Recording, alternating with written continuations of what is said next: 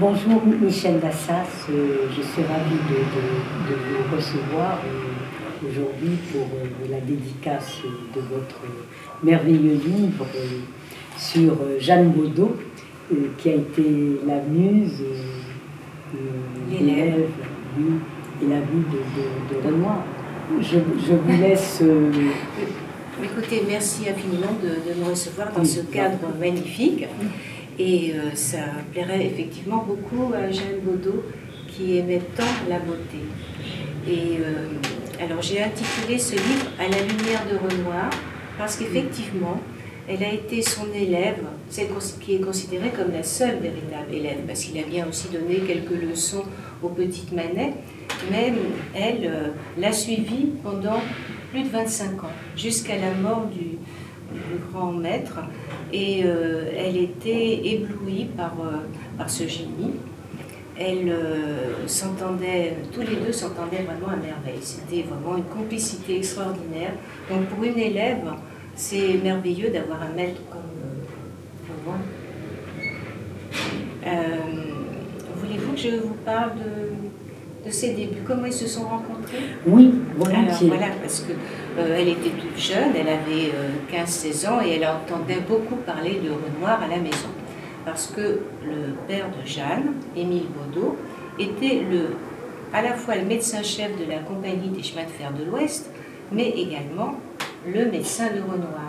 Et comme ils habitaient rue Thébout, au bas de la butte, quand Renoir descendait, on le voyait passer, et puis elle entendait beaucoup parler de ce maître.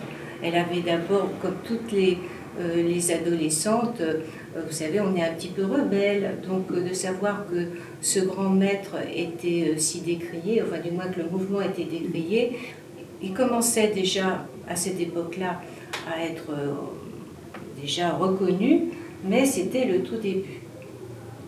Et comme son cousin, elle était en fait cousine de Paul Gallimard, parce que sa sœur Berthe avait épousé quelqu'un de la famille de Paul Gallimard. Or, Paul Gallimard était un grand collectionneur qui avait une passion pour les œuvres de Renoir. Et c'est là qu'elle a vu les premières œuvres de Renoir.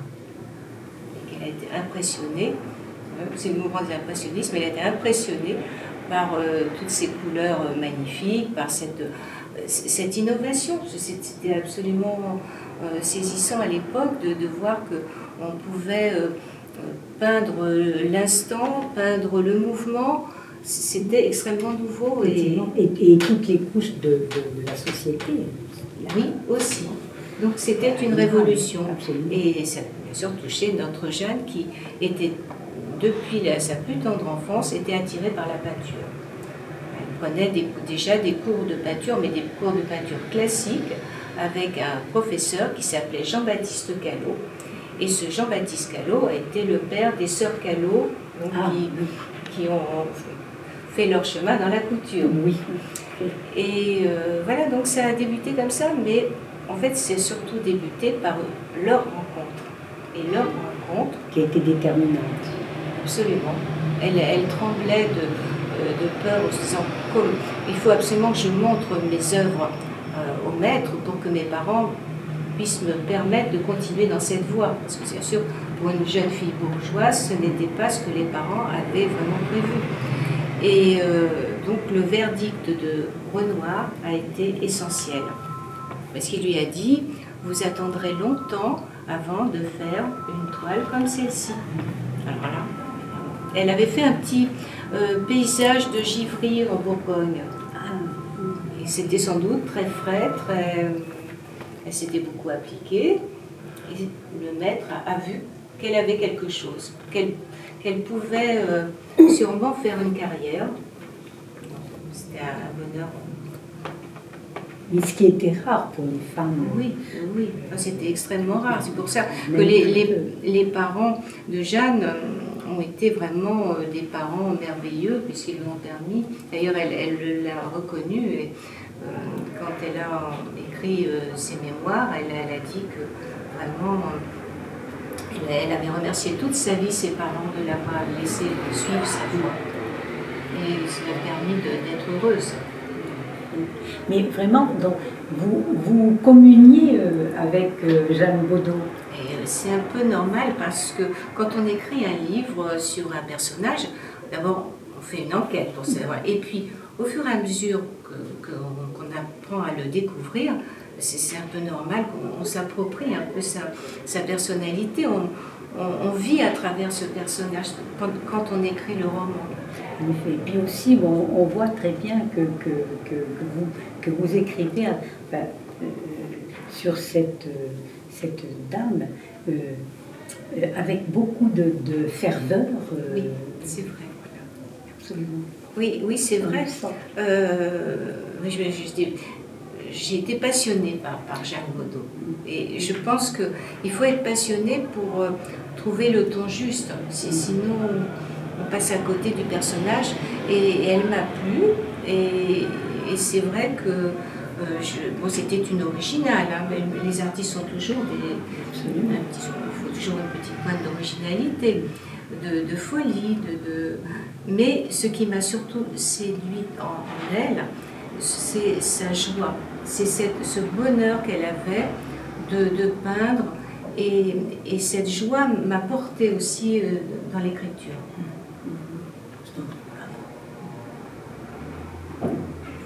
Je vous remercie. Merci à vous, c'est très très gentil. Et puis voilà, je vous montre juste Jeanne Bodot, voilà, au milieu des fleurs. Et j'ai oublié de dire que Jeanne Bodot avait aussi été peinte par Renoir. La voici, jeune fille, de face et de trois quarts, un peu comme une photo.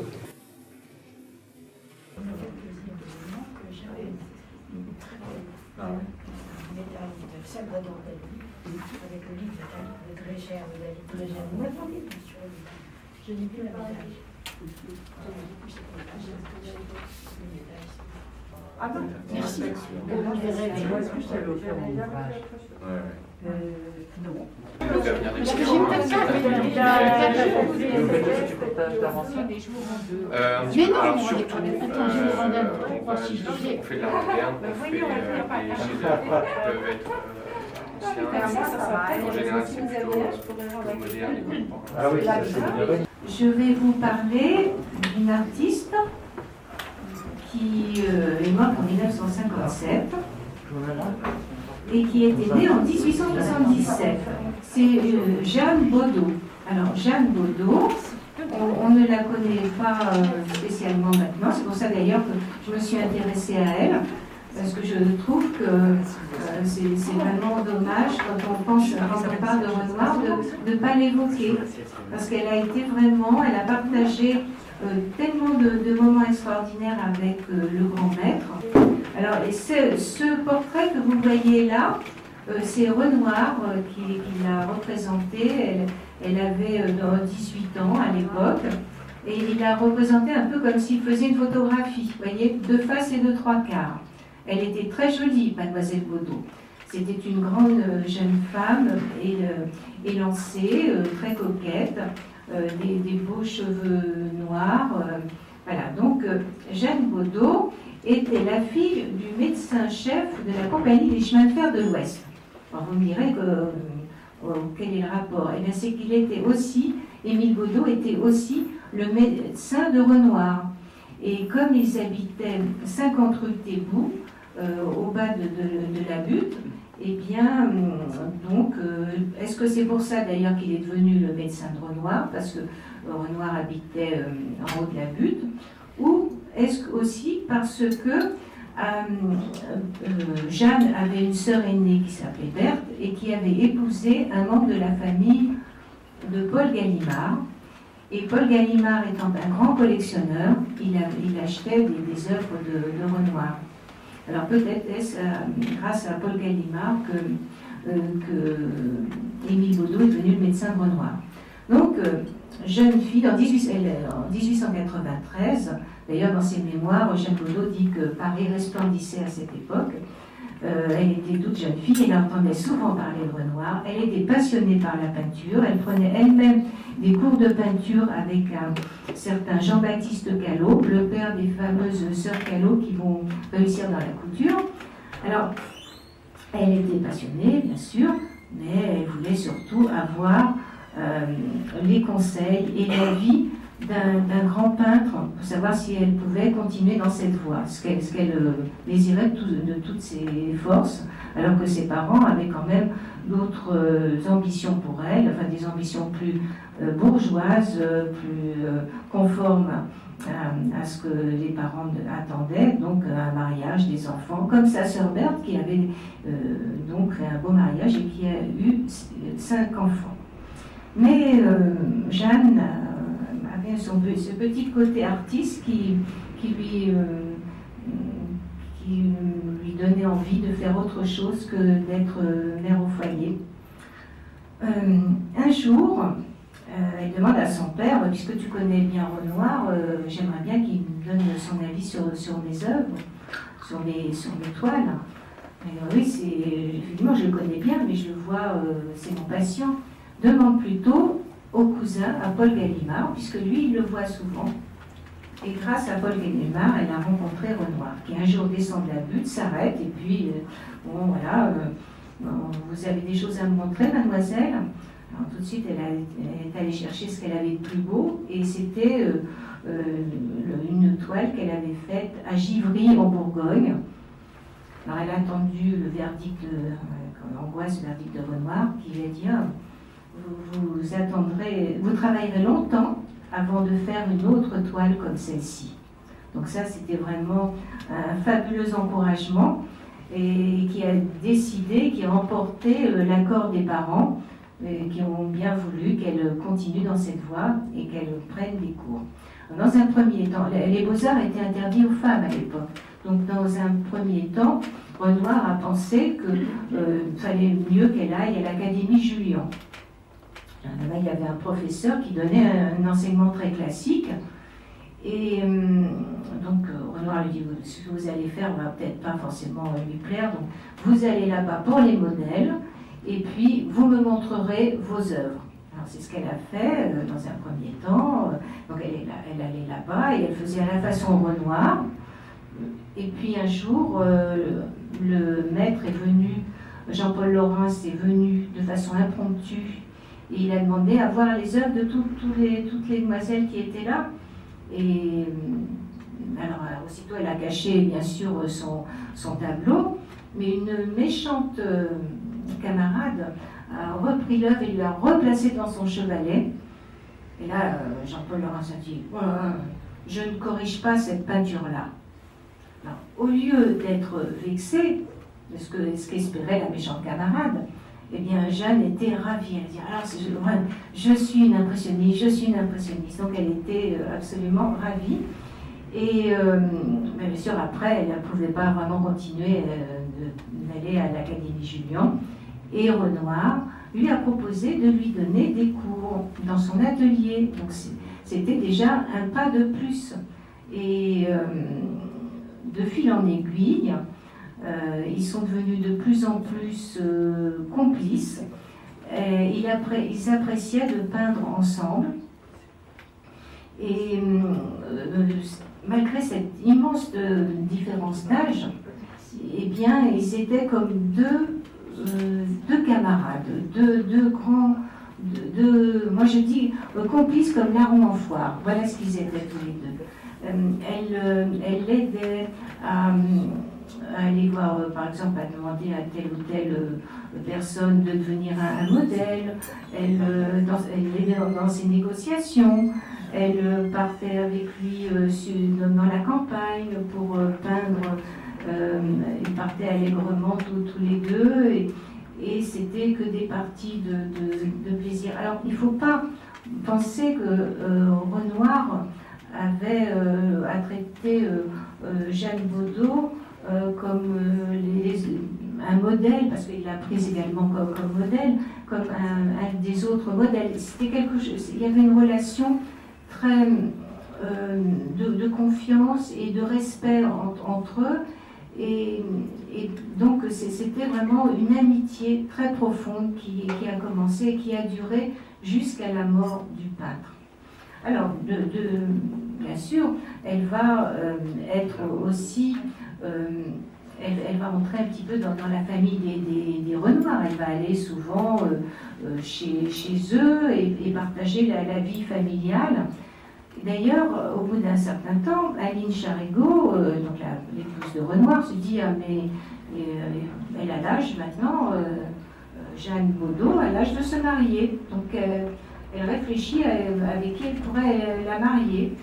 Et elle pense bien sûr à Georges Durand-Ruel, qui est un des fils d'un des collectionneurs Durand-Ruel. Bon, bien sûr, ça n'aboutira pas, mais enfin c'était bien pensé, c'était bien vu. Parce que Georges Durand-Ruel a déjà quelqu'un dans sa vie.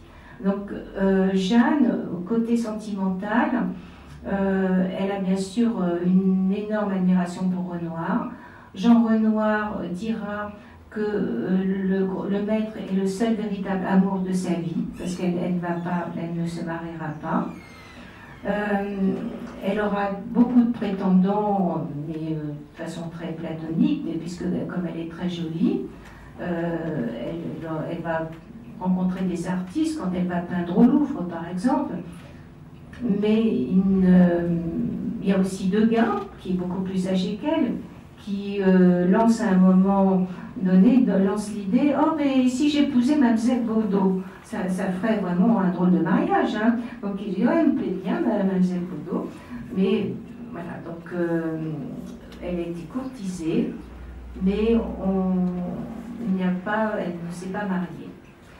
Alors, quand elle, avant bien sûr que au début de ses relations d'artiste avec Renoir, il va lui faire rencontrer des jeunes filles qui vont jouer un rôle très important dans sa vie. Ce sont les petites Manet, c'est-à-dire Paul et Jeannie Gobillard et puis Julie Manet.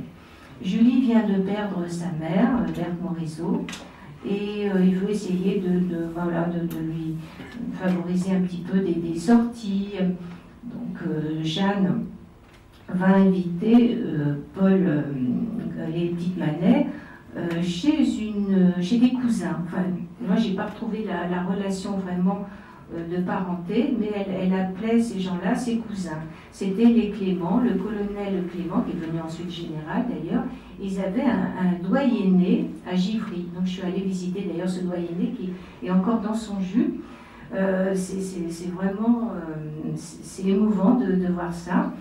Et elles ont passé des vacances absolument merveilleuses dans cette campagne bourguignonne.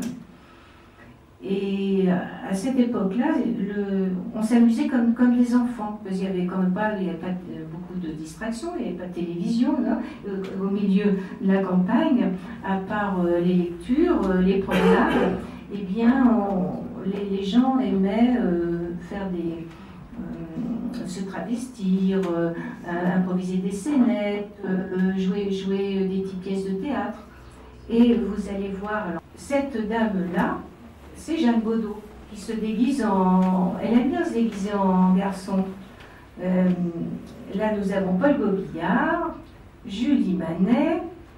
Vous voyez, on s'amusait. Voilà, c'était... ça faisait partie des... Alors, on se promenait aussi beaucoup. Alors,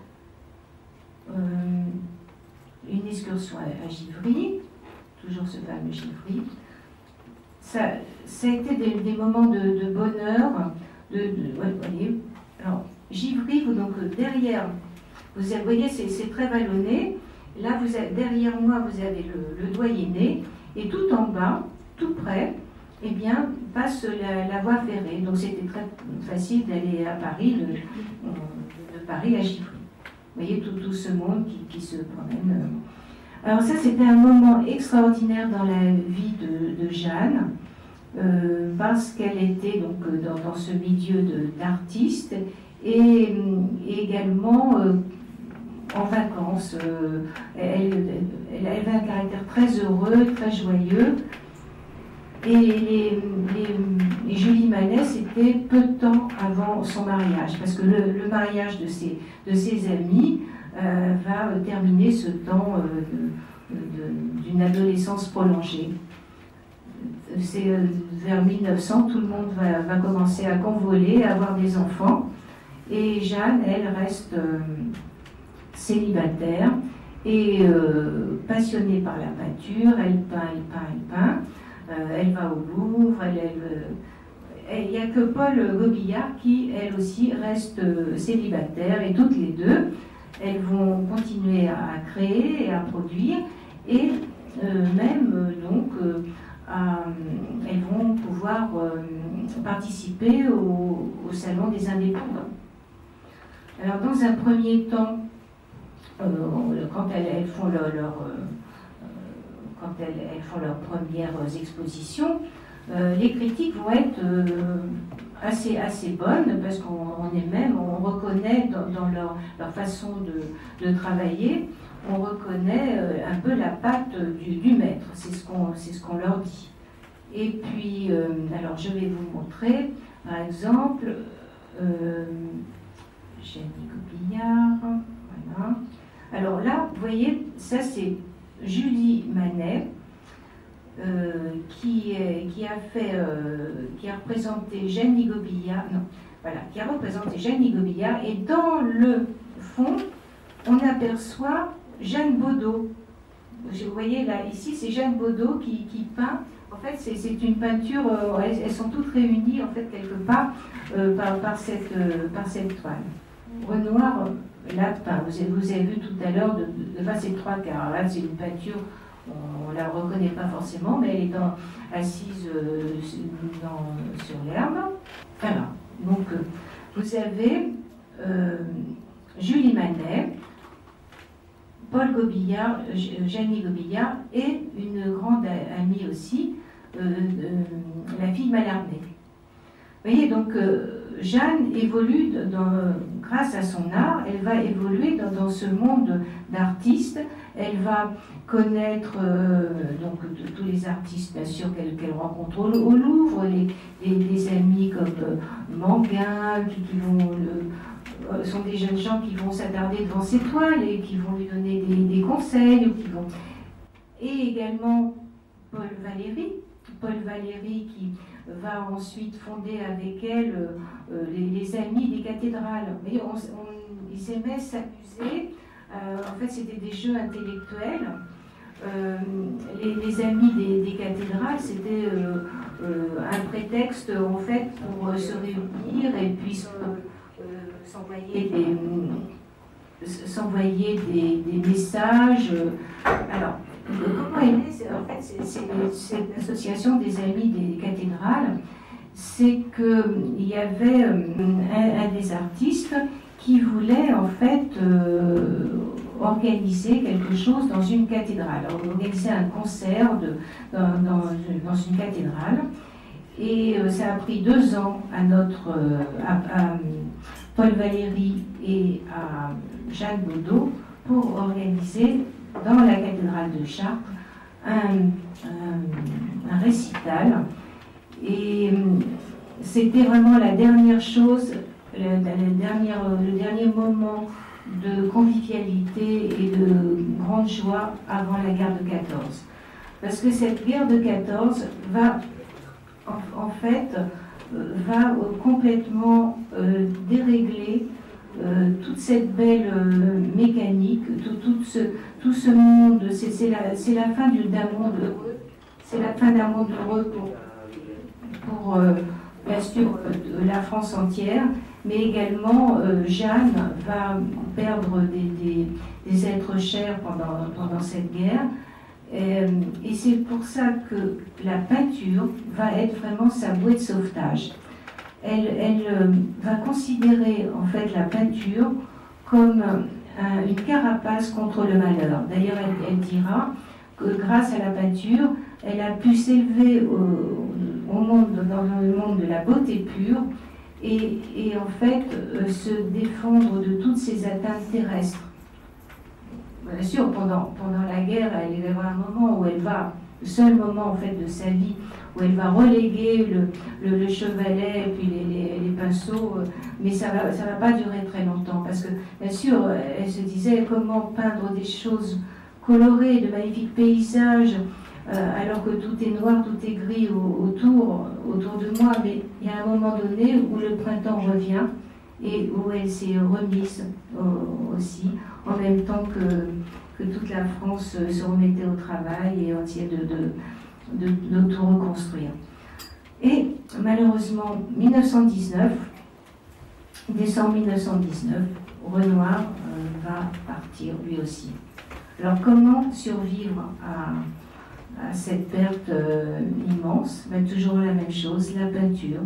Elle va désormais peindre en se souvenant du maître, en se disant il me donnait tel ou tel conseil. Bien sûr, sa peinture aussi évolue, parce qu'elle a aussi des touches personnelles, mais malgré tout, elle revient toujours à ce que disait le maître, comment il lui disait de placer un mouchoir blanc pour voir jouer, voir les lumières, etc. Elle reprend les techniques et jusqu'au bout, elle va continuer à peindre.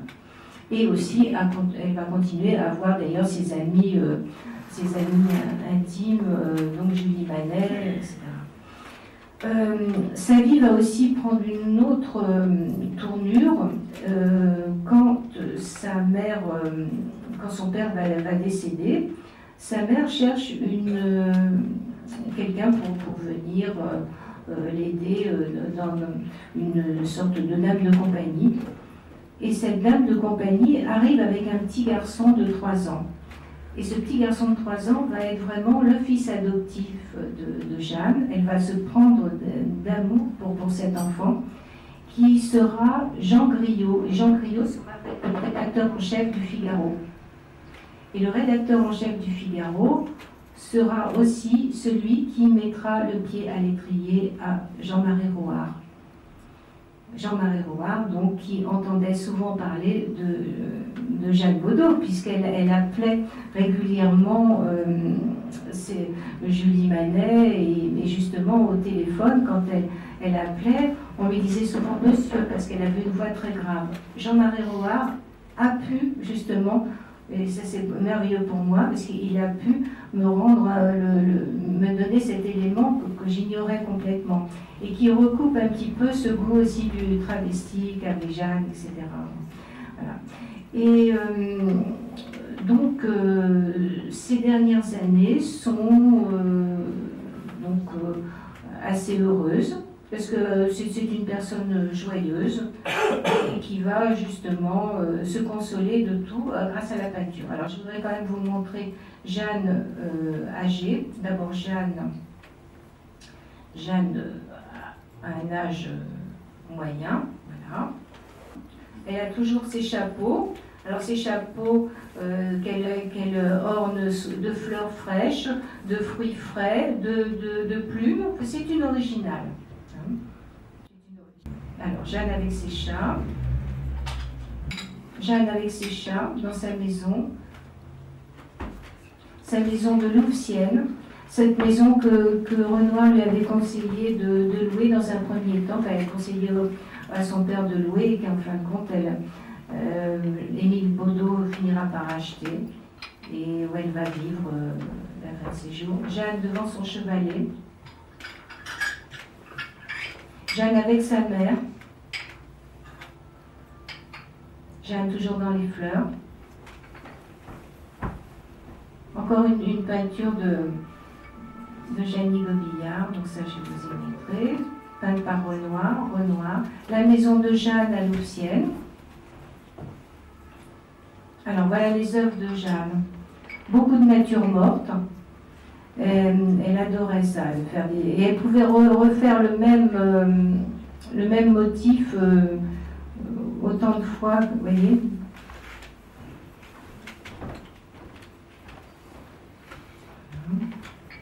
Alors, on disait des amis à elle disaient qu'il fallait jamais l'attendre, il fallait l'attendre au contraire avant de déjeuner, parce que elle allait aux cuisines et elle choisissait des fruits pour ses natures mortes, et elle mettait un certain temps à faire son choix.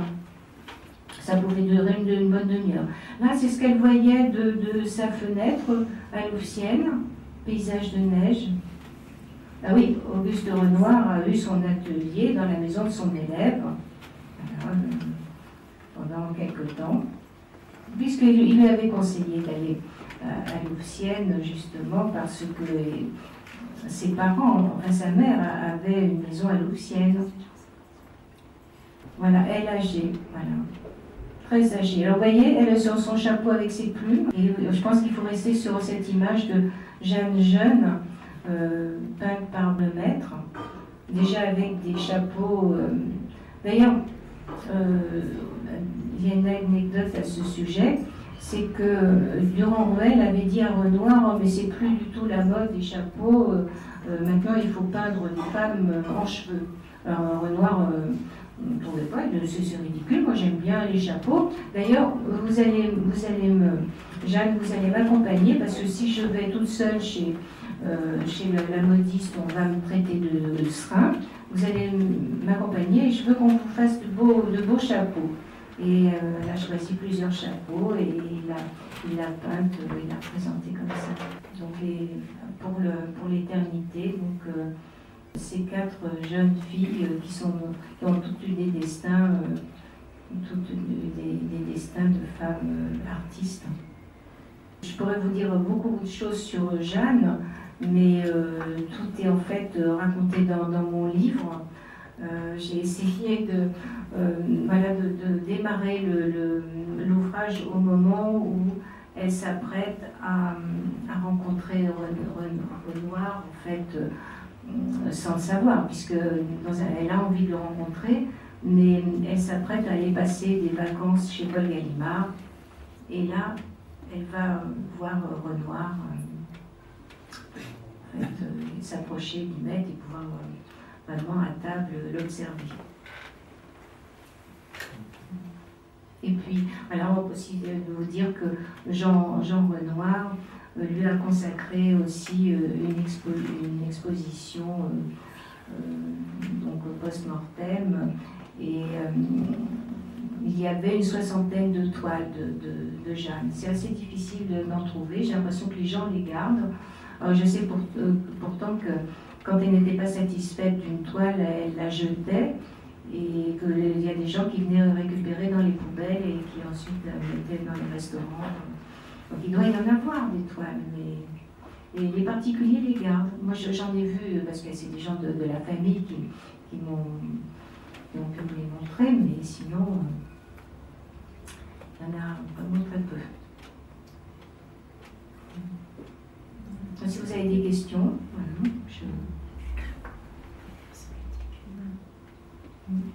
Sur votre livre, alors, c'est toute la période de la rencontre. Oui, voilà, c'est ça. Oui, de la rencontre jusqu'à sa mort, et puis aussi avec sa vie à elle aussi, bien sûr. C'est intimement. Il y a beaucoup d'anecdotes, parce que Jeanne a écrit un livre en 1949 sur Renoir, ses amis, ses modèles, où elle dit déjà pas mal de choses, mais il y a aussi la certaine Jeanne B. Jeanne B, c'est Jeanne Baudot, dont parle Julie Manet dans son journal qu'elle tient de 1893 à 1899, où là, c'est là qu'on voit vraiment, on découvre une autre facette de Jeanne. Et puis il y a aussi Jean Renoir qui parle d'elle dans son livre consacré à son père. Donc grâce à tous ces éléments, j'ai pu, j'ai pu peut-être me faire une image plus précise de cette femme, que j'ai trouvée très attachante, parce que justement cet acharnement, ce désir de toujours essayer de faire mieux, elle disait, chaque matin elle se levait, elle disait c'est à peindre. Quand elle trouvait quelque chose, vraiment, elle était animée de ce désir de faire toujours mieux, d'atteindre la beauté pure. La beauté pure. Je ne saurais pas vous dire ce qu'est, mais vous qui êtes tous artistes, vous devez savoir ce qu'est la beauté pure. Du moins, à votre manière, votre idée de la beauté pure. Est-ce qu'elle a été influencée par les études et les évolutions de l'impressionnisme? Oui, vers le pointillisme et tout ça. Oui, à un moment, elle a eu cette petite période, oui. Parce que justement, quand elle était... Quand le maître était plus dans le midi, etc., et puis elle n'était pas toujours avec lui, elle rejoignait quelquefois dans le midi, mais elle le voyait surtout plus quand il était à Paris, ou à Louvciennes, etc. Alors oui, elle a eu sa petite période, où on voit qu'elle a un petit peu influencé, puis elle est revenue à quelque chose de beaucoup plus classique. Oui. Elle a fait surtout des fleurs, vous dites. Oui, alors aussi quelques portraits, mais des paysages, mais c'est vrai qu'elle aimait les natures mortes, alors pas forcément que des fleurs ou des fruits, mais aussi, vous voyez, elle arrangeait, tout à l'heure, il y avait un éventail. La vie est mélangée, voilà,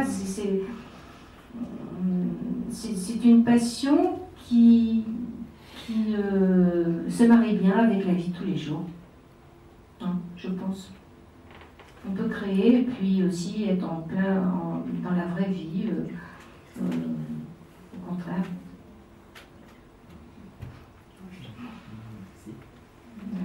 Moi, j'espère vous avoir fait un tout petit peu découvrir Jeanne.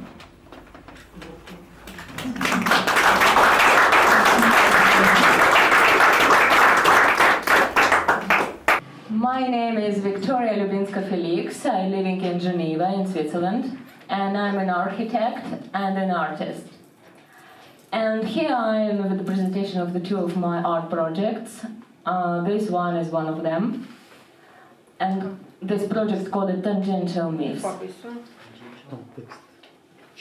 Tangential myths, this is like a tangential lines in geometry, touching the subject without going deep in it.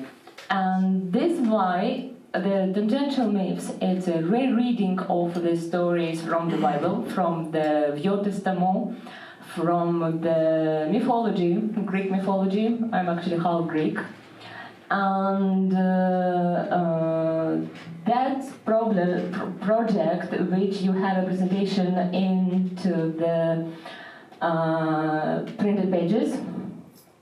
Also, you can see that on the website full of it. It have two parts. And this one is from the first part of the project. This guy called it Wounded Knight. Wounded Knight, he is actually Saint Ignatius from Loyola. Saint Ignatius from Loyola mentioned in Bible, and this guy never have been in idea he will be canonized in one day. He was a live guy who lived in 16th century, and he was the son of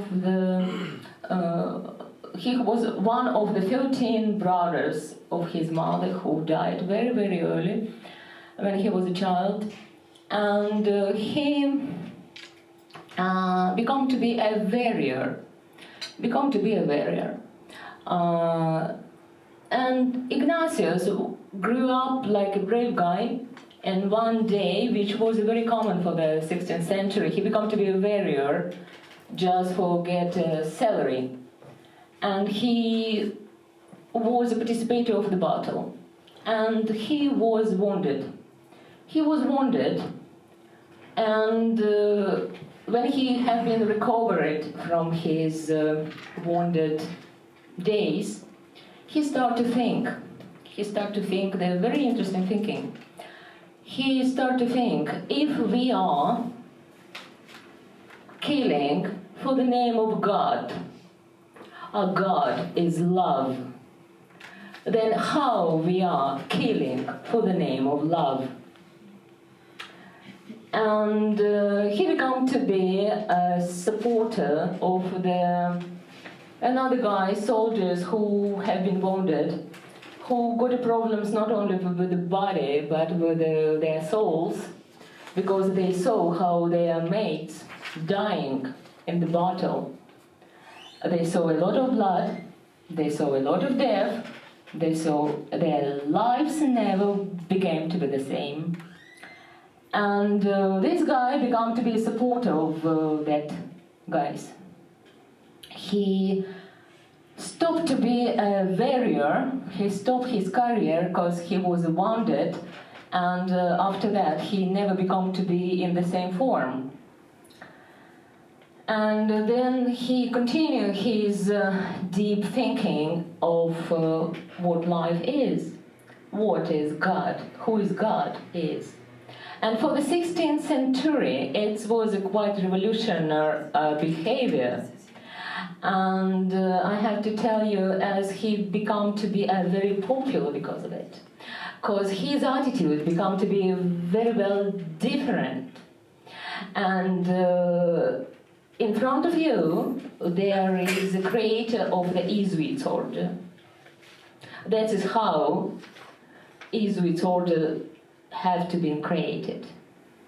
Because of the story of the love, of the fight for the God, and for the die, for the name of the God, or for the nothing. That's what that guy started to think in the 16th century. Why this painting here?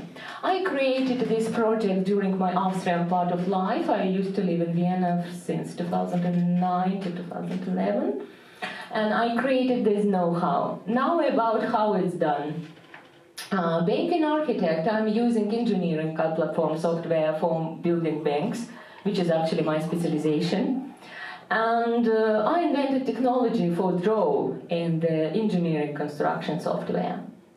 And this is done about 1440, 4 levels of the CAD platform software. Usually, I'm using that software for architectural planning, and it's drawing in it.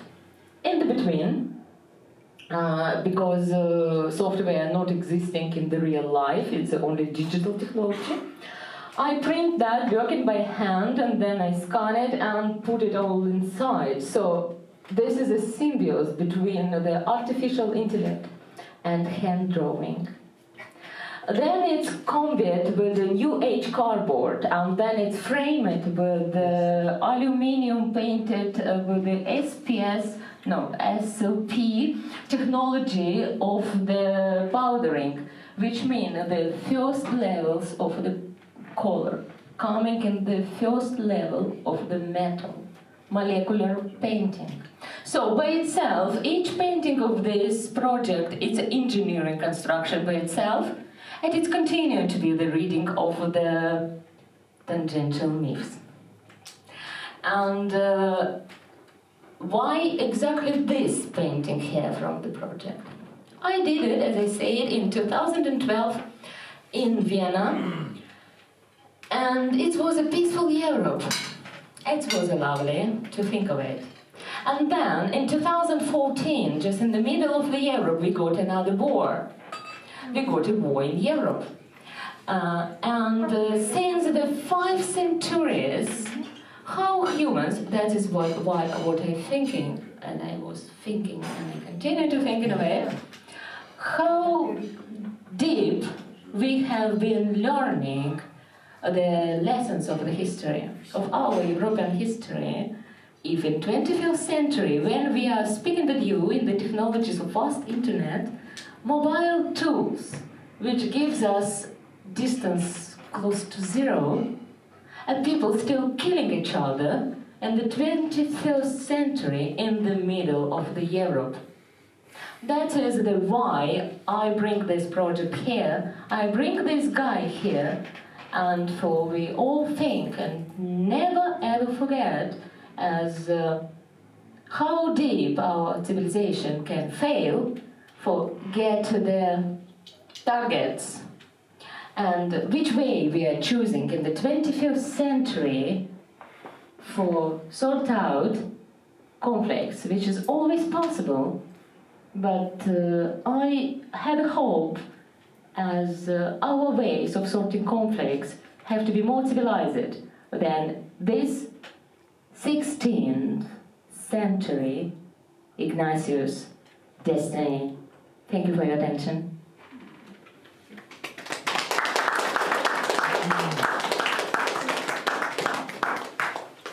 It's coming second one from the second project. And it's a little bit different proportions, sorry for that, but the screen doesn't show how it exactly looks like. You can see that on my website. There is that project will be posted in the full quantity. Because just a few, it's in September 22, it's very close from here. It was official premiere of this project in Luxembourg, on the Art Luxembourg. And this project had a name Cyber Time Traveling. And in your presentation you have that version in French.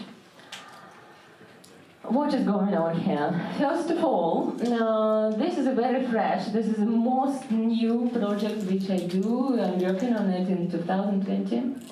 I invented that project just in the beginning of the pandemic situation.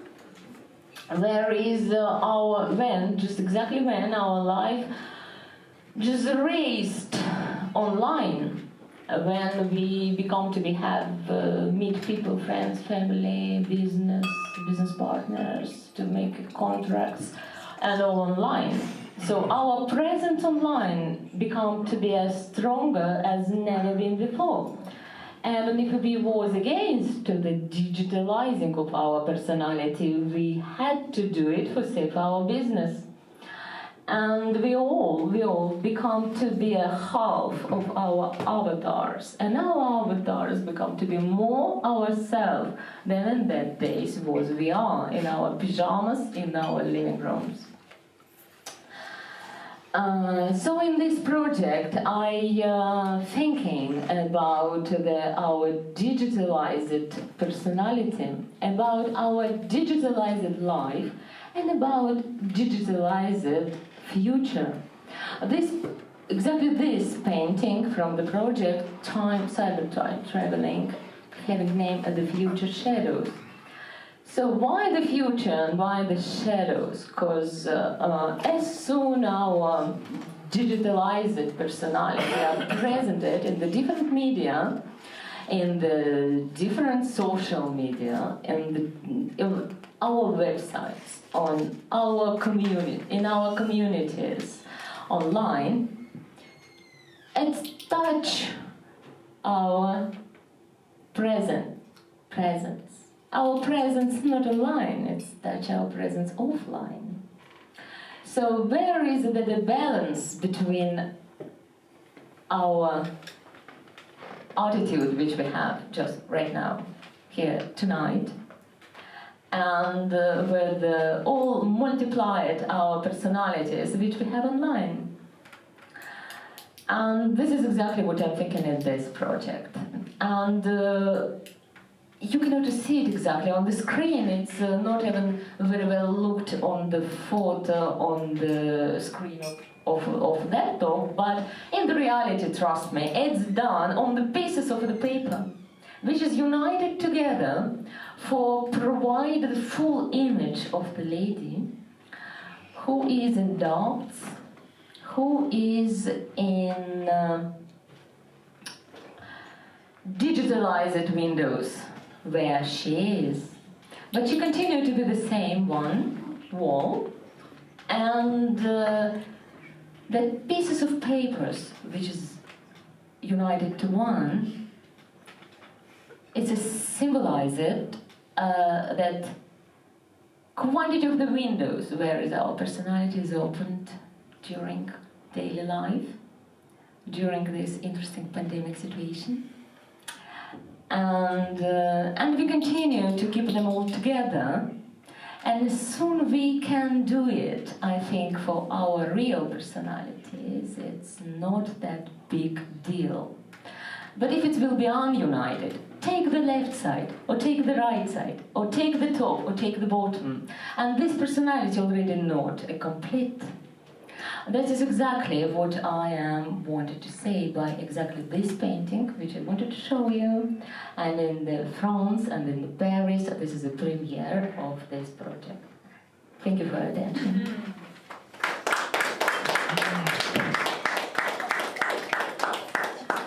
Bonjour, je m'appelle Violaine Vaganet.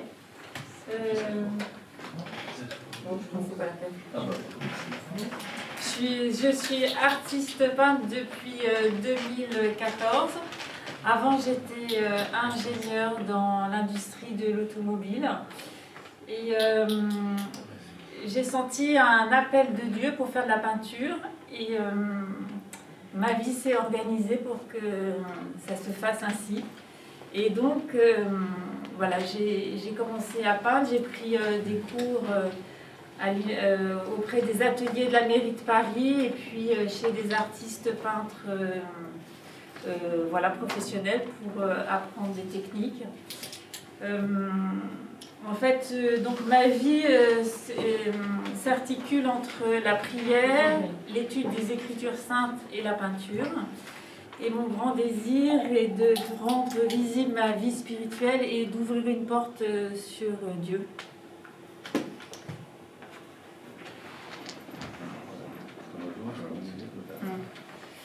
Alors, dans ma quête à la recherche de Dieu, voilà, je me suis rendu compte que c'était dans la nature qu'on pouvait s'inspirer. Et donc, voilà, donc je me suis beaucoup promenée dans la nature, la campagne, les jardins. Et voilà, alors quand je laisse mon inspiration divaguer dans la nature, et ensuite quand je reviens dans mon atelier, donc je prends des fleurs, en fait voilà, j'aime beaucoup les fleurs, je prends des fleurs, je les mets dans des vases et je me laisse inspirer par elles. Et en fait, c'est vrai que c'est comme une douce... La peinture, pour moi, c'est comme une douce caresse de l'âme. Et alors, j'aime travailler avec minutie et lenteur. Je pense que c'est important d'y mettre son cœur, de donner gratuitement dans le travail que l'on fait. Voilà, je cherche pas vraiment à... Mon objectif, c'est pas vraiment de vendre, mais c'est de faire en sorte qu'il y ait une rencontre entre ce que je fais et le tableau que je peux produire. Je crois vraiment que le Seigneur, en fait, souhaite passer des messages à travers les artistes et qu'il souhaite faire en sorte qu'il y ait une œuvre d'art qui fasse une rencontre avec une personne et qu'il y ait un message qui passe. Voilà, donc ça c'est ma conviction personnelle, c'est pour ça que je travaille ainsi. Alors voilà, bon, je vous présente une œuvre d'art, une œuvre que j'ai faite. Alors c'est vrai que là je suis un peu surprise de la voir comme ça, mais donc, du coup ça elle s'appelle Le dialogue entre le ciel et la terre. Et c'est une peinture qui fait 1,30 m de hauteur et 2,60 m de long. Alors les fleurs, voilà, c'est mon sujet principal.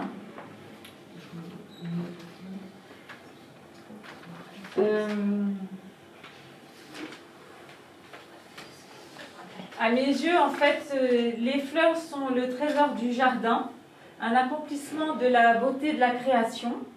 Chacune est unique et différente. Elles ont une combinaison de grâce, d'amour et de délicatesse, mais aussi de générosité et de fragilité. Chacune a sa personnalité et sa saveur. Lorsque les fleurs rentrent dans mon atelier, donc je les dispose, vraiment je sépare les bouquets et je les dispose une par une pour les regarder vraiment avec attention chacune. Et j'essaie de mémoriser le moment où elles sont les plus belles, où elles sont les plus avantageuses. Et je profite de ce moment éphémère pour les peindre et les immortaliser sur mon tableau. Alors, c'est pas mal que j'ai prévu des agrandissements parce que là, on voit vraiment pas très bien le tableau. Donc, on dirait comme... en fait, la fleur révèle un cœur généreux lorsqu'elle a atteint sa maturité. Elle sort de son cœur tout entier et elle se tourne vers la lumière. Elle n'a plus de protection en général, elle est vraiment complètement donnée. Et elle laisse apparaître un sourire merveilleux que j'essaye de capter. On dirait qu'elle est en état de grâce. La fleur nous ressemble, elle est aussi belle que le sourire de notre cœur.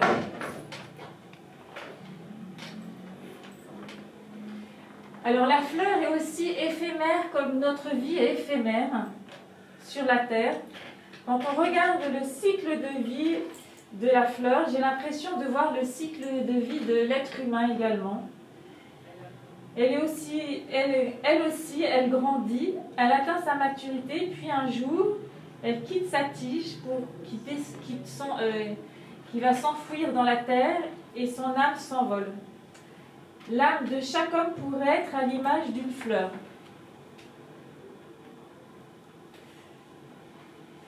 Alors la palette de couleurs des fleurs est la palette la plus élaborée sur la Terre à mon point de vue. C'est comme un avant-goût des nuances de couleurs célestes infinies. Attendez, excusez-moi.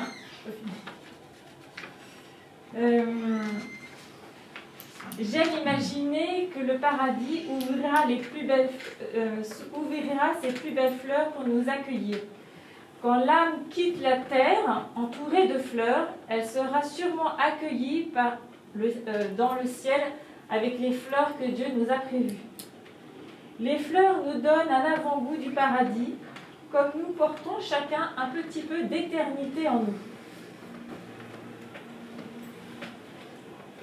Peut-être je peux vous repasser le tableau parce que maintenant vous verrez mieux les détails, mais voilà. Donc c'est un triptyque et il y a la première partie à gauche, c'est justement les fleurs qui naissent. La partie centrale, c'est les fleurs qui communiquent avec les âmes du ciel ou les fleurs du ciel. Et la partie de droite, c'est la fleur qui meurt et qui s'envole dans le ciel accompagnée des anges. Voilà. C'est bon.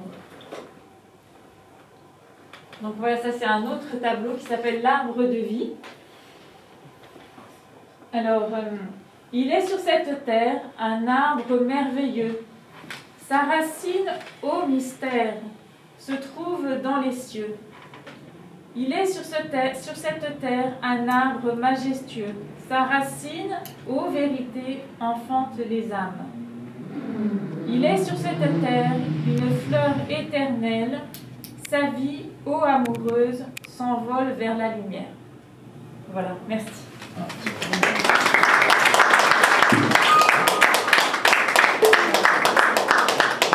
Bonsoir à toutes et à tous.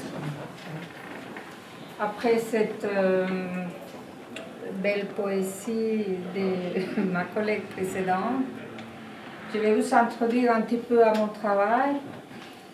J'ai la chance d'être née au pays du réalisme magique, de mon regretté Gabriel García Márquez, prix Nobel de littérature, la Colombie, où la réalité, on est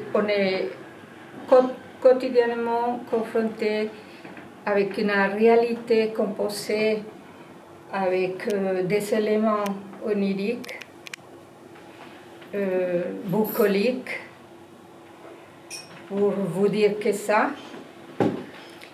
où tous les contrastes ils sont présents. Et la beauté sublime et aussi la cruauté rythment les jours de la Colombie. Il est impossible, organique et intellectuellement, de me soustraire de cet héritage culturel. Je suis là en Europe depuis 20 ans. 19 ans en Suisse, mon pays d'adoption. Aussi en 2001, j'étais invitée à exposer mes travaux par la galerie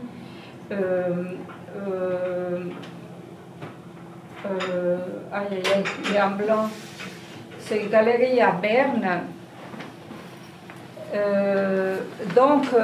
Je suis venue comme ça, avec mes travaux, mes toiles chargées de symbolisme et des couleurs éclatantes, sorties bien sûr du tropique et qui ne m'ont jamais abandonnée. Malheureusement, dans ces images, on ne peut pas voir vraiment les couleurs. Voilà. C'est la qualité de l'appareil qui fait ça, mais voilà. C'est pas grave, on fait avec. Donc, en 20 ans, mon travail a eu des changements, bien sûr, confronté aussi avec le contexte européen.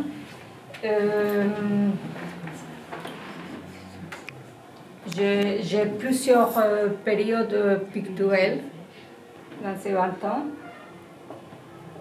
Ces trois travaux que je vous présente ce soir correspondent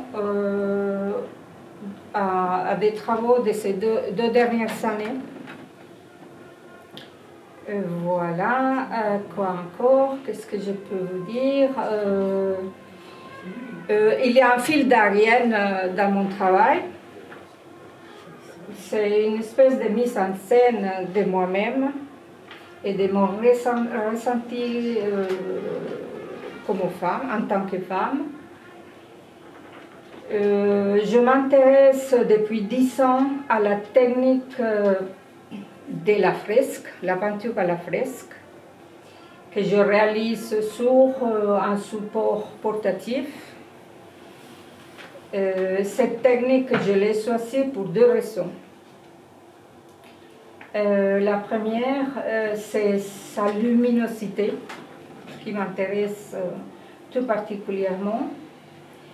Aussi par la qualité, le rendu 3-dimensionnel, parce que la chaux fixe les pigments et aussi grâce aux graines de quartz que j'utilise, me donne ce rendu qui m'intéresse aussi picturalement à moi. Voilà. Aussi, j'intègre dans quelques compositions, pas dans tous, la mosaïque. C'est une technique que je suis tombée follement amoureuse quand j'ai fait un passage en tant que stagiaire chez le maître Paolo Raccagni, excusez-moi, de Ravenna, en Italie. Donc, voilà, je suis tombée amoureuse de cette belle technique ancienne et de la beauté de ces mailles vénitiens que j'utilise aussi dans mes compositions. Il y a un synchronisme des icônes chrétiens féminins du Moyen-Âge et puis du symbolisme des cultures populaires dans mon travail qui me permettent d'aborder des sujets assez graves de la condition féminine qui ont, à mon avis, une actualité dans notre société contemporaine. En même temps, la maîtrise de ces 2 techniques qui sont assez exigeantes et délicates m'impose une certaine cadence, un rythme assez poussé dans mon travail qui me plaise énormément et qui aussi ils vont d'accord avec ma philosophie de vie, en opposé avec, soi-disant, les principes un des principes de la société contemporaine basé sur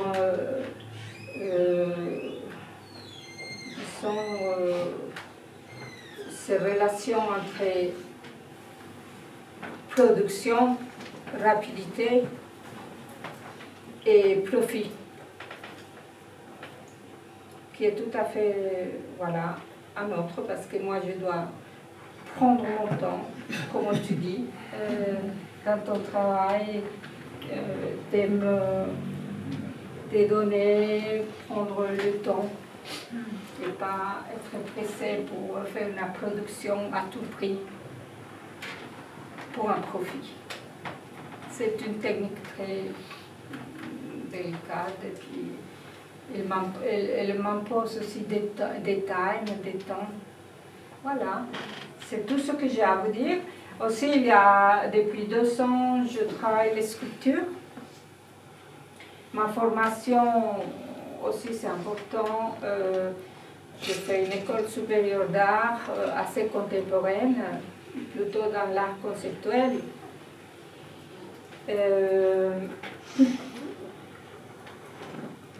Que je visitais, et puis j'ai eu des périodes où je développais mon travail dans ce sens, et puis le symbolisme m'a toujours intéressé.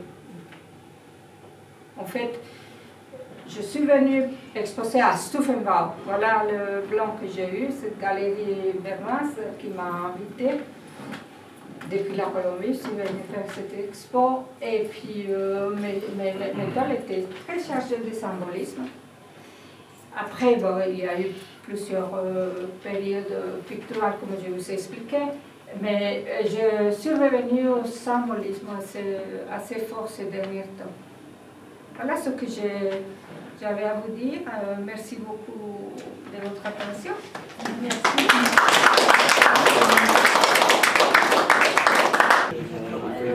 Je m'appelle David, et silence, s'il vous plaît. J'habite en France depuis une trentaine d'années, et je me suis mis à la peinture il y a une quinzaine d'années. La raison étant, je ne savais pas quoi faire de ma vie, et j'ai une amie qui me dit pourquoi vous ne faites pas de la peinture. Bon, je m'intéresse aux sujets figuratifs, aux sujets mythologiques et religieux. Il y a 3-4 ans, je suis tombé sur le galériste.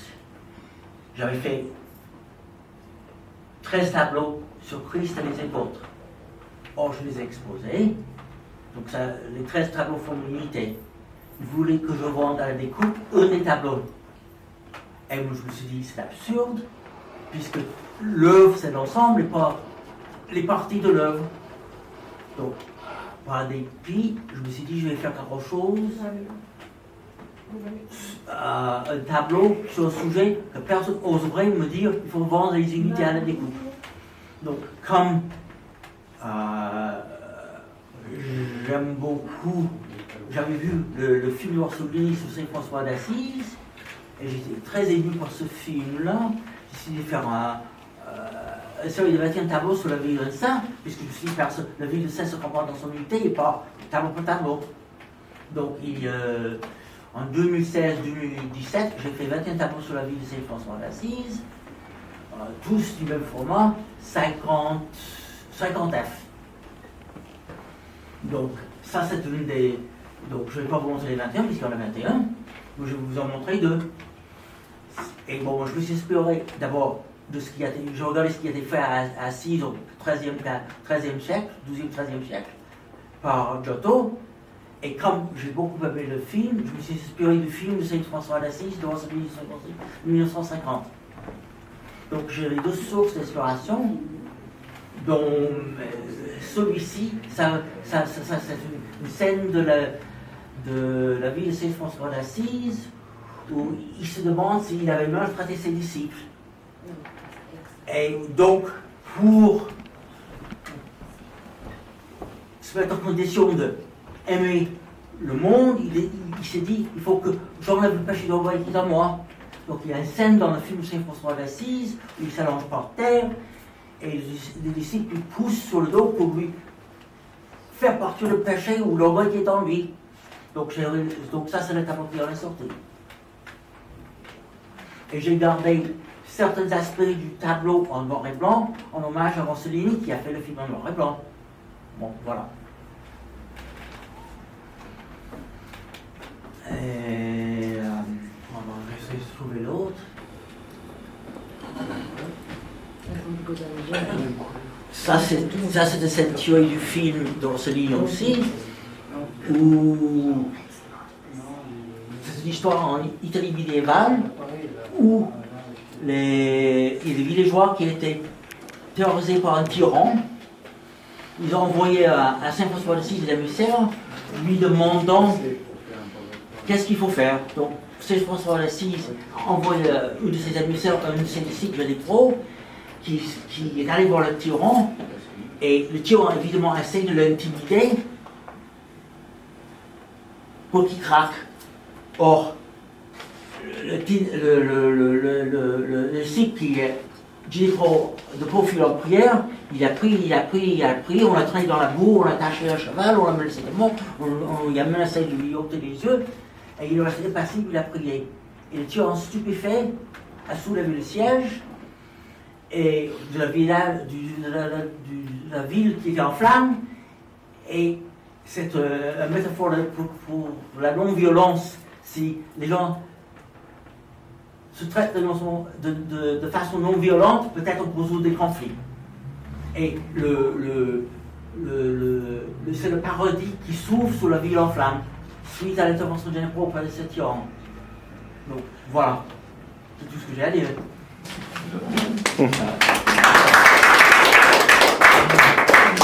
Entre parenthèses, l'année dernière, lors de la grève qui devait se faire dans les transports, j'ai envoyé à Philippe Martinez et à Macron des images de tableaux, et je leur ai demandé de réfléchir sur l'objet des deux tableaux pour essayer de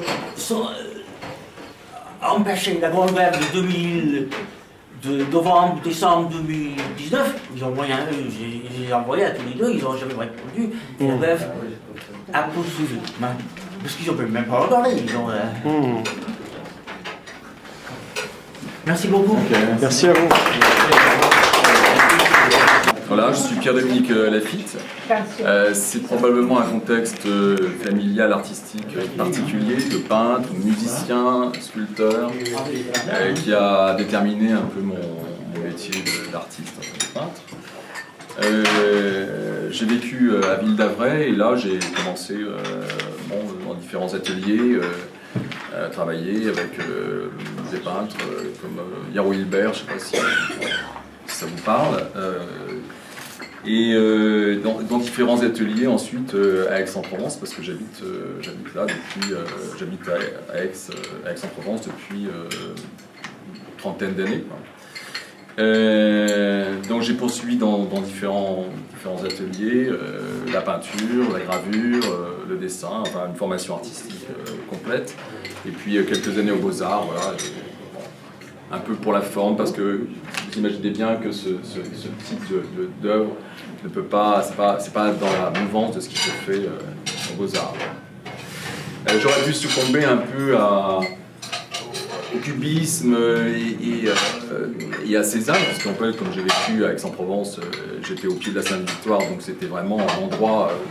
alors je ne dis pas que je n'aime pas Cézanne, hein, c'est pas du tout ce que je voulais dire. Mais bon, voilà, et c'est plutôt les maîtres de l'âge d'or de la peinture occidentale qui m'ont vraiment interpellé. Et par la suite, tous les mouvements artistiques, bien sûr, qui se sont succédés. Au-delà des considérations d'ordre esthétique ou philosophique des œuvres, en fait, l'acquisition des techniques des grands maîtres de la peinture, dont les connaissances ont été vraiment éparpillées, perdues, oubliées, en fait, était vraiment important pour moi. La fréquentation des musées aussi, et la rencontre avec Vermeer, parce que Vermeer, bon, je ne sais pas si vous retrouver quelque chose de Vermeer. Bon, tout est déformé. Je vous invite à aller sur mon site parce que vous verrez peut-être les œuvres, enfin les tableaux mieux que ça. Je dirais même l'obsession de Vermeer m'a interpellé.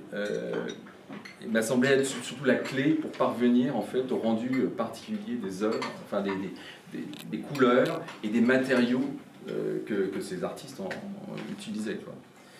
Et cela au détour d'une exposition, d'une rétrospective qui s'était tenue à La Haye, des œuvres restaurées de Vermeer, pour laquelle j'ai été, il y a eu vraiment une véritable révélation qui s'est faite à ce moment-là.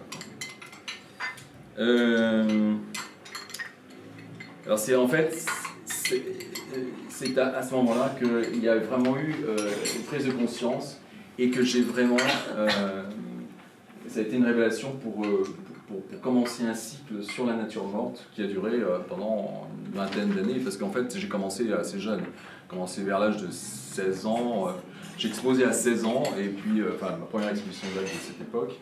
Et puis maintenant, j'en ai un peu. J'en ai 18, donc comprenez que ça. Le temps est passé. Alors. Donc c'est un travail en fait autodidacte que j'ai réalisé à partir des œuvres, d'expériences techniques et à partir de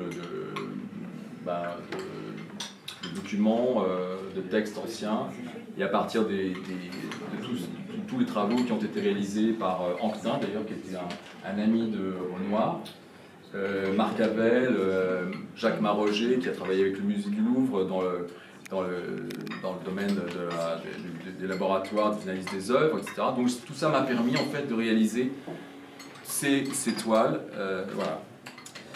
Dans mon parcours, en fait, l'influence du milieu familial, donc de ma grand-mère, Lise Lafitte, voilà, qui était peintre, a été vraiment déterminant et m'a engagé vers l'impressionnisme dans un premier temps. Ensuite, je me suis tourné vers le symbolisme et après, je me suis orienté vers, en frontière du surréalisme. C'était une sorte de symbolisme. Je ne peux pas vous montrer les toiles parce que voilà, on était limité dans le temps. Donc, et après, je me suis intéressé, je me suis orienté vers le réalisme poétique, en fait. Et je vais donc montrer une toile qui est vraiment... alors après, ouais. Non, pas celle-là. Ouais, celle-là, mais... Bon. Donc le réalisme, voilà. Donc c'est Barataria, en fait. C'est une œuvre de jeunesse. Et en fait, c'est l'histoire d'un corsaire. C'est l'histoire singulière d'un flibustier, en fait. Jean Lafitte, qui m'a inspiré ce tableau, en fait. Et qui est à l'origine de ce tableau, donc. Et pour celles et ceux qui ne connaissent pas son histoire, c'est une figure héroïque de la Nouvelle-Orléans, de la Louisiane en fait, et qui, aux côtés des forces américaines, a combattu les Anglais pour une bataille en 1815, voilà, et qui avait contribué à la défaite des Anglais et sauvé la Nouvelle-Orléans. Il avait créé une sorte de royaume, une sorte de, comment dire, dans les bayous de la Nouvelle-Orléans. Et si ça vous parle, peut-être, je ne sais pas si... Et donc, il avait une véritable flotte navale et il pourchassait en fait les Anglais et les Espagnols dans les eaux du Mexique. Voilà. Donc en fait, c'est à la fois tout à la fois un contrebandier, un écumeur des mers, un gentleman et un défenseur des faibles aussi. Et donc c'est cette personnalité tout à fait atypique qui m'a vraiment interpellé.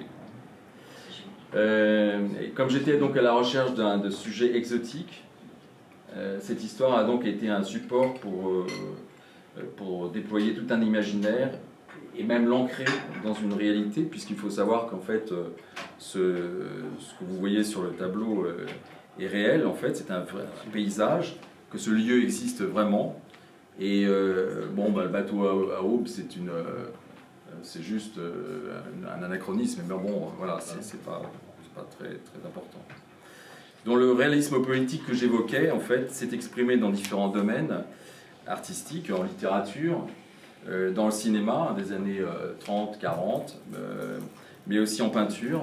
En faisant l'analyse de ce tableau, ce que vous voyez, c'est que il m'a semblé qu'il pouvait s'inscrire dans ce courant artistique. Et si j'ai fait ce rapprochement avec le cinéma, c'est qu'il prend dans le rapport subtil entre l'acteur et son environnement, qui est là pour suggérer et le révéler en quelque sorte. J'ai en mémoire certaines scènes du cinéma qui baignent dans une sorte d'entre-deux, voilà, et qui révèlent en fait le personnage, quoi. Enfin, la personnalité des acteurs. Donc dans ce tableau, le climat de nuit frémissante n'est pas anodin en fait, comme le serait un simple décor, mais il suggère et renforce à sa façon le sentiment d'interrogation et d'isolement du personnage. Le réalisme politique s'est imposé en fait à moi dans mon travail, fondé sur l'observation et la sensation pour justement m'approcher d'une certaine vérité cachée en fait de l'être. Mais il faudrait avoir vraiment une vision plus rapprochée pour comprendre le tableau. Donc ce tableau, quelque part, ouvre sur le questionnement existentiel de notre passage, sur notre condition et sur notre destinée. Alors le troisième.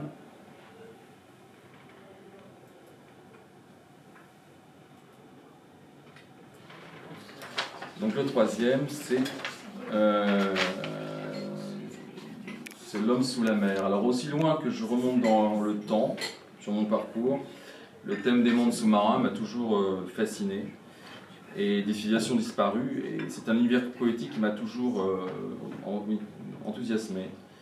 Si vous allez sur mon site, vous pourrez voir une vision de l'Atlantide, dont on aurait retrouvé les ruines, celle d'un temple immergé, dont l'apparition nous rappelle à un idéal de sagesse, de grandeur et de beauté aujourd'hui disparu sous les eaux.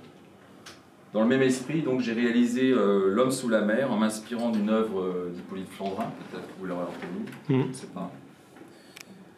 Et je dois préciser que ce que vous voyez ici, donc, c'est un montage, c'est une création numérique et qu'une version, j'ai réalisé une version à l'huile qui est en cours d'achèvement, mais bon, je n'ai pas pu le présenter ici.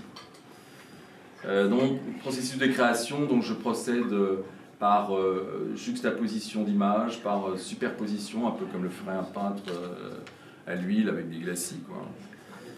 Et là, ce que j'ai voulu montrer, c'est vraiment la représentation de l'humain en harmonie avec son environnement naturel. C'est vraiment un thème qui m'est cher et que j'avais déjà traité par le passé. Donc, on voyait un homme nageant avec des poissons, etc. Là, j'ai vraiment repris ce thème, en fait. Et je voulais, en fait, montrer l'homme face à lui-même, et qui, dans les replis de sa conscience, alors c'est un peu littéraire, je suis désolé, et dans un abandon, se retire du monde comme pour mieux le préserver. Voilà. Cette vision est donc là comme un plaidoyer, en fait, pour un monde plus beau, plus spirituel et plus empathique aussi. Ouais. Je voulais finir par un sonnet, enfin un extrait d'un sonnet tiré de sonnet à Orphée de Rilke, qui a souvent été associé, Rilke, je ne sais pas pour quelle raison, mais il a souvent été associé à mon travail, en fait, et qui résume bien cette approche de l'art et de la vie, en fait. Pour nous, l'existence est toujours enchantée, à 100 endroits, elle est encore origine, un jeu de force pure auquel nul ne touche s'il ne s'agenouille et admire. Voilà. Merci à vous. Bravo. Merci. C'est Hugues de Vendôme, je suis peintre abstrait avec une technique un peu mixte, mais c'est surtout inspiré de Jackson Pollock et du dumping. La peinture n'est pas posée au pinceau ou projetée, elle coule en fait sur la toile, c'est une toile à plat. C'est à l'acrylique et à l'encre, donc en fait les densités ne sont pas les mêmes, et ça se mélange, et comme c'est de l'acrylique ça se sèche vite, et en séchant les traits apparaissent.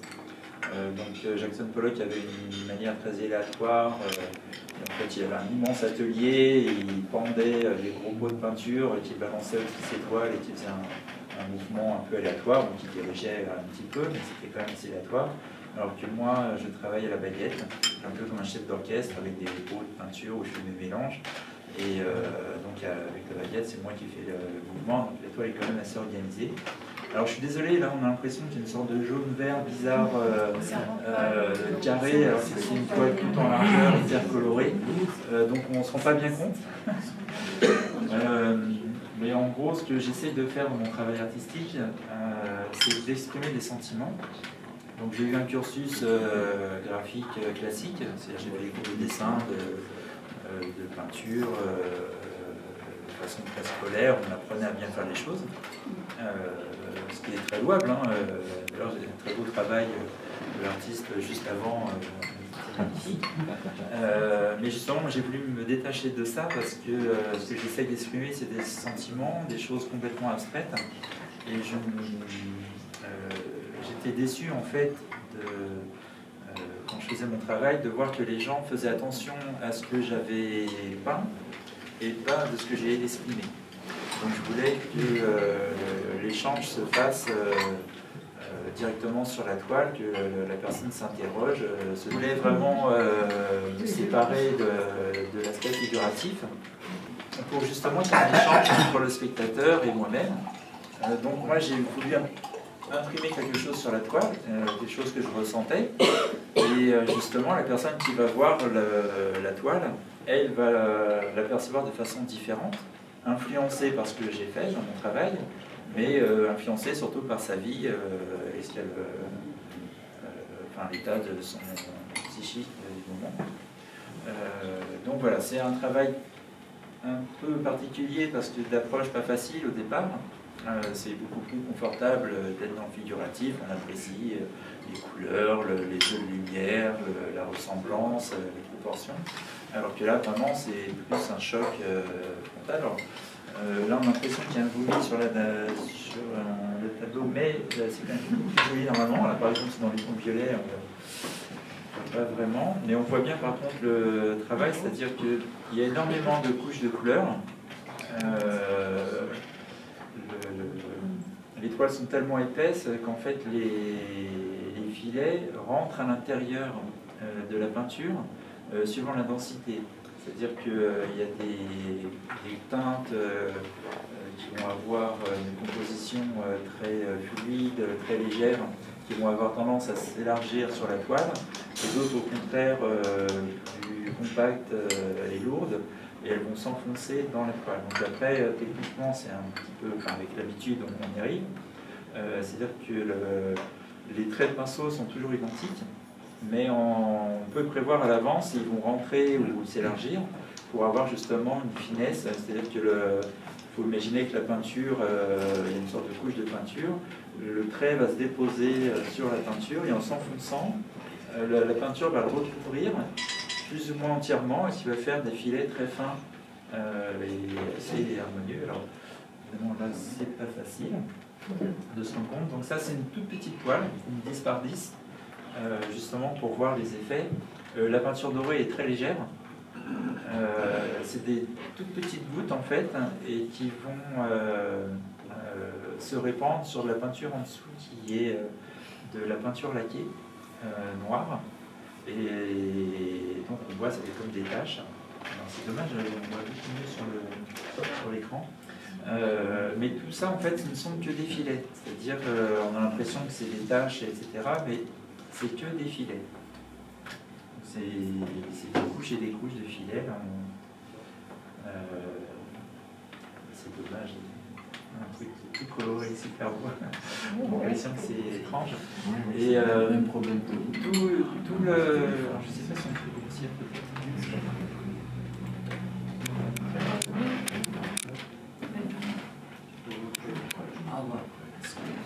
Quand on voit en gros plan, là, comme ça, on voit bien les filets.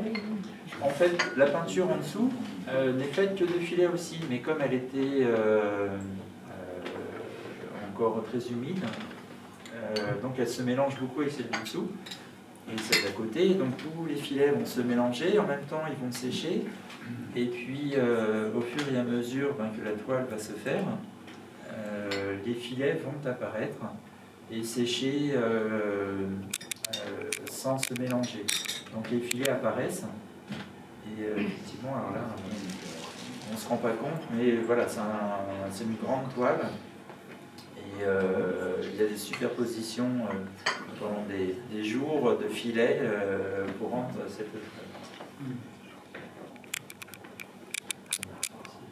C'est pas ça que je vais faire.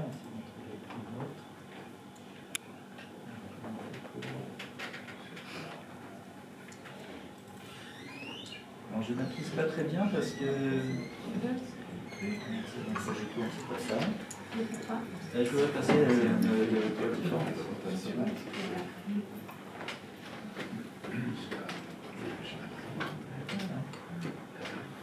Voilà. Donc là c'est pareil, alors il y a quand même un fond coloré, là c'est dans les tons bleus, or, noir et blanc. Il y a une couche de peinture qui est mise en premier, qui va humidifier la toile et épaissir la peinture. Et donc l'association de filets va se mélanger au départ pour devenir de plus en plus fine. Et en fait, moi ce que j'aime bien dans les toiles, c'est que quand on regarde ça, on a l'impression de voir un fond, on s'imagine des choses. Après on commence à lire le titre, alors on essaie de mettre en relation la toile avec le titre. Et puis voilà, l'imagination se met en place et on se fait son propre univers en regardant la toile. Et voilà, c'est ce que j'aime bien. Alors je fais des cours aussi. Et pour les enfants, c'est assez amusant parce que pour eux, une fois comme ça, c'est du géométrie. Ils sont tellement habitués à leur dire voilà, il faut faire une pomme, dessiner une pomme, il faut faire le rond, il faut faire le machin. Alors que moi, dans les cours, je leur dis ok, tu seras la pomme, et moi, je veux que tu me dessines le goût de la pomme. Ce que tu as ressenti en texture quand tu as croqué dedans. Est-ce qu'elle était juteuse? Est-ce qu'elle était sucrée? Est-ce qu'elle était acide? Elle était amère? Et comment tu vas représenter ça sur une toile? C'est des sensations qui n'existent pas, qu'on ne peut pas montrer visuellement. Donc il faut essayer de les exprimer et de les retranscrire justement en abstrait. C'est l'impression qu'on veut donner au spectateur. Donc cette toile est assez particulière parce que j'ai eu de la chance. Mon travail, j'essaie de le faire pour des associations, c'est-à-dire que j'essaie de joindre le côté pictural à une cause un peu plus sociale. Donc souvent je fais des choses avec des organismes pour même les malvoyants. J'ai certaines toiles qui sont très en relief avec des pierres incrustées. L'association Corde qui est à la Bellassière, elle fait un parcours dans sa roseraie et les malvoyants donc se baladent et puis effectivement on leur explique les roses et avec l'odeur ils essayent de s'imaginer la forme, les couleurs des fleurs. Et donc là c'est un peu le même travail, c'est-à-dire qu'ils passent la main sur la toile, ils sentent les reliefs, la texture, en même temps on leur exprime ce qu'on a voulu faire sur la toile, la façon dont c'est fait, les couleurs qu'ils sont, pour éveiller en fait l'imaginaire comme le ferait un voyant normal devant une toile. Mais justement c'est ça qui est intéressant, c'est que finalement on a la même approche qu'un malvoyant face à une œuvre abstraite. C'est qu'au départ on est aveugle, on ne voit rien, on se dit qu'est-ce que c'est des taches, ça ne représente rien, ça émeut pas. Et en fait quand on s'attache à ce qu'exprime l'art abstrait, c'est que justement on va chercher la sensation, le sentiment qu'on a face à la toile. C'est-à-dire qu'on ne cherche pas à savoir si c'est beau, si c'est bien fait, si ça représente bien quelque chose, si on reconnaît quelque chose. On va se focaliser sur notre ressenti. C'est-à-dire, je sais pas, par exemple là, les gens vont dire, je sais pas, de l'eau, c'est serein, c'est animé.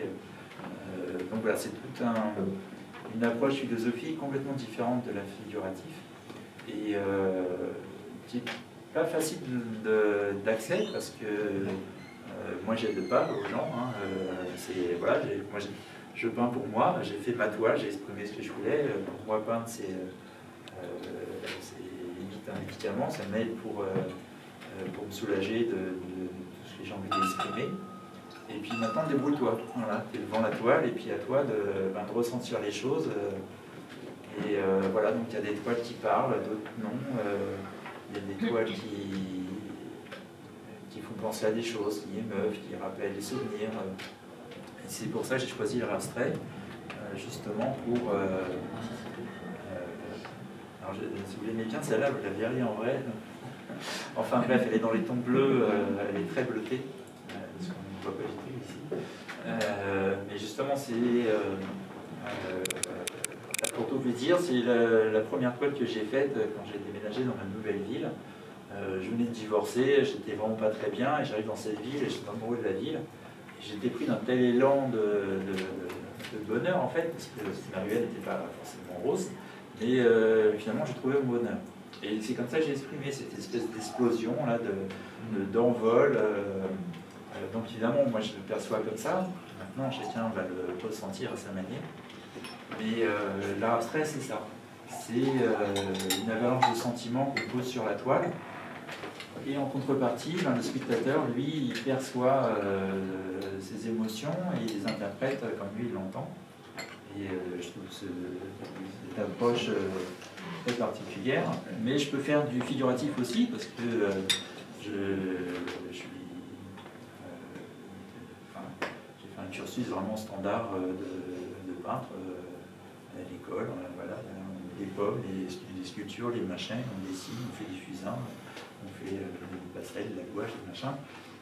Et donc là, c'est un peu particulier, c'est ma fille, je vous la présente, bonjour Caroline. Je l'ai en garde alternée, donc là c'était pendant les vacances, c'était un mois, ça faisait un petit peu long. Elle m'a beaucoup manqué, donc il a fallu que je la peigne. Et donc voilà, dans mes peintures, je mets tout ce que j'aime. J'y mets ma vie, j'y mets tous mes sentiments.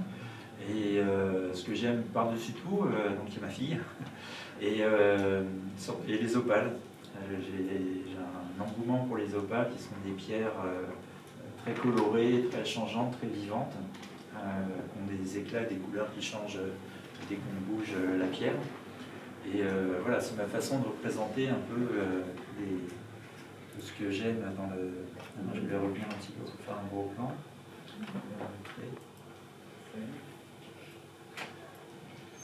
Donc voilà, c'est une technique classique de toile. Alors là, c'est au pinceau, bien sûr. Et puis, vient après le travail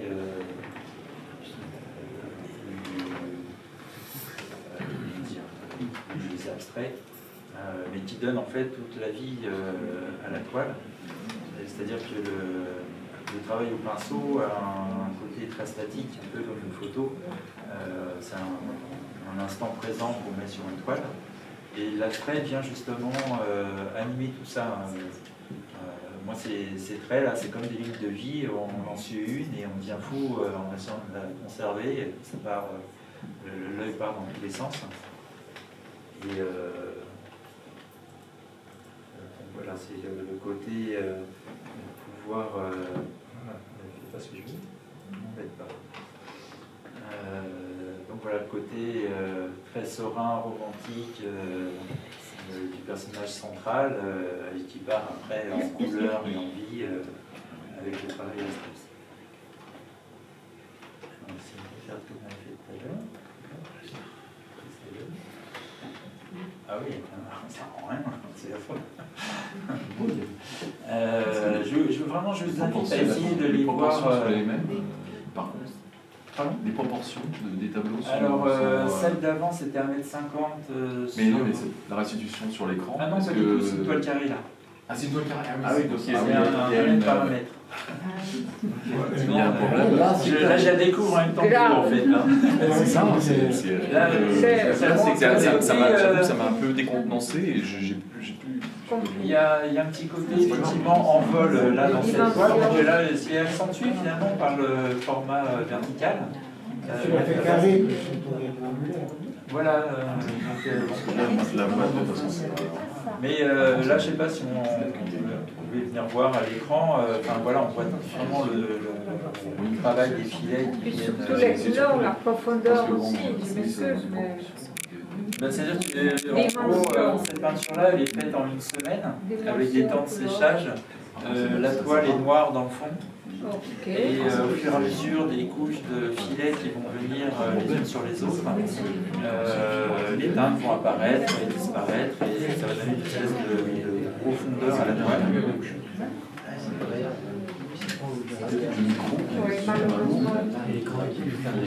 Mais le mieux, c'est de venir les voir en vrai. Alors par exemple, voilà, c'est typiquement une toile que j'aime bien couper. Alors on peut les voir en atelier à Argenteuil en 95.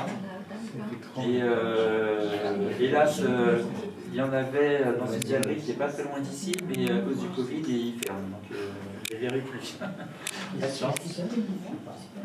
Par exemple, cette toile ici, là, c'est un travail abstrait.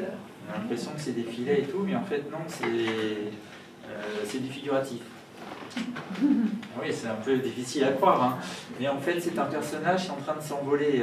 On voit la tête en bas, les deux bras, et il va vers il va s'envoler dans son univers. Dans la mer. Et donc, une fois qu'on a intégré qu'on a retranscrit visuellement son esprit dans la toile, on commence à imaginer, effectivement, on voit un personnage, peut-être le menton relevé, on voit un peu son nez, ses mains. Et donc voilà, c'est ce que j'aime bien dans l'attrait, c'est qu'on va toujours chercher à essayer d'imager ça de façon figurative. Et justement, quand il y a une petite aide comme ça, ben, ça aide aux spectateurs à se faire une représentation de leur imaginaire. Mais le but du jeu étant justement de quitter tous les codes figuratifs pour n'être que dans l'imaginaire et dans la sensation. Voilà, un peu tout. Alors, comme je suis droitier, souvent mes toiles en arc de cercle, parce qu'on bouge comme ça. Et donc, je ne sais pas si vous imaginez, j'ai un atelier qui est assez petit, qui est entièrement bâché, et les toiles sont à plat. Et donc on voit sur les murs tous les filets qui viennent dépasser de la toile jusqu'au mur, même au plafond. Et donc voilà, je travaille dans un environnement qu'on aime. De Francis Bacon. Exactement. C'est ça, oui, je vois bien la table. J'ai des chaussures, c'est des œuvres d'art. À chaque fois que je fais une visite de l'atelier, les gens me demandent si je vends mes chaussures. Mais j'y vendrai plus cher que mes toiles. Oui, il vaut mieux les vendre plus cher. Il vaut mieux prendre mes toiles. Et enfin voilà, donc c'est le genre de travail, j'essaie de poser sur une toile une émotion. C'est dommage, là, les proportions, il y a des toiles que j'aime beaucoup. Les proportions ne sont pas respectées non plus. Non, alors c'est quand même une toile rectangulaire en hauteur, mais pas dans ce format-là quand même. Mais en gros, voilà, c'est justement, là on voit le travail des couches de peinture. C'est une peinture alors que je prends de la peinture acrylique en gros pot, je fais mes mélanges, je rajoute des poudres, je rajoute même des fois des matières plastiques pour fluidifier ou au contraire compacter pour que les mélanges se fassent différemment. Et par exemple là, vous imaginez qu'il y a des couches et des couches de peinture et à un moment pour renforcer l'impression que je voulais donner, je vais retravailler sur les couches du dessous en poussant les couches du dessus. Et c'est pour ça qu'il y a une traînée là dans les tons rouges, parce qu'en dessous la toile est rouge. Et donc voilà, ça donne des effets de contraste, de mouvement, pour justement rendre un peu, là c'était une dualité que je voulais faire dans les formes pour exprimer un contraste d'opinion. Et voilà. Voilà, je vous remercie. Je ne connais pas M. Selam, mais bonnes vacances. Et je vous remercie de m'avoir écouté. Vous le savez, nous sommes au 100e anniversaire de la naissance de Boris Vian. Ah oui. Et donc, Madeleine Thézenas du Moncel, qui est sculptrice, qui a rendu hommage à Boris Vian en réalisant une œuvre, enfin un buste grandeur nature de Boris Vian. Et ce buste sera exposé dans l'escalier d'honneur de la mairie du 16e à la fin du mois d'octobre, jusqu'en décembre. Alors, Madame Tesnas a écrit vraiment un texte magnifique, émouvant sur justement ce buste de Boris Vian qu'elle a fait avec beaucoup de ferveur. Alors voilà ce qu'elle dit.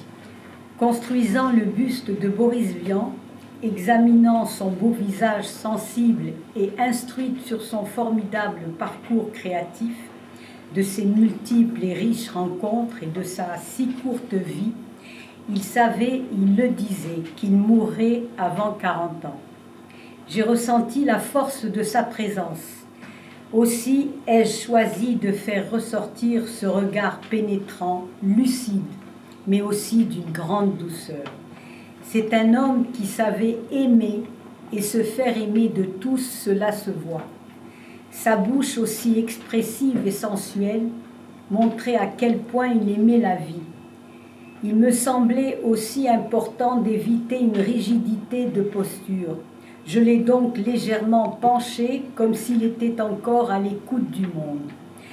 Hommage à Boris Vian de Madame Tesnas du Montserrat.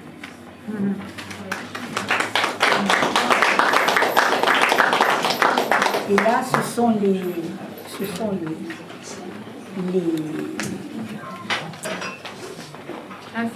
voilà, ça a été... C'est beau, hein? C'est elle qui l'a fait? Oui, alors on en a tiré à 100 exemplaires. Absolument. Et le buste, voilà. Donc, tout ça, c'est à l'occasion de son... Merci. C'est une artiste que vous connaissez depuis longtemps. Et le buste de Saint-Exupéry est aux Invalides en permanence.